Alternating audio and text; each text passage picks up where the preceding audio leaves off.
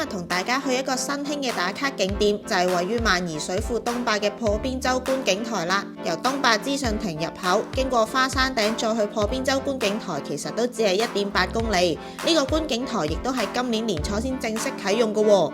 以前呢度未鋪好路嘅時候，都會有少少難度，因為沿途都係碎沙黃泥路，再加上接近懸崖，所以少啲膽量都唔得啊。沿途亦都會經過劍珠灣，不過官方就建議唔好爬落去，喺觀景點度打卡影相好啦。除咗欣賞劍珠灣，重頭戲就梗係去睇破邊洲啦。呢度因為好近懸崖邊，所以都有欄杆圍住，亦都唔建議大家為咗影相而爬出去喎。大家影相嘅時候都要注意安全啊！仲有要注意安全嘅係，依然都有好多人選擇由破邊洲觀景台爬過防波堤落東壩嘅，但漁護處亦都掛咗提示，呢度唔係官方嘅路線，所以都唔好貪快而行捷徑破壞環境啊！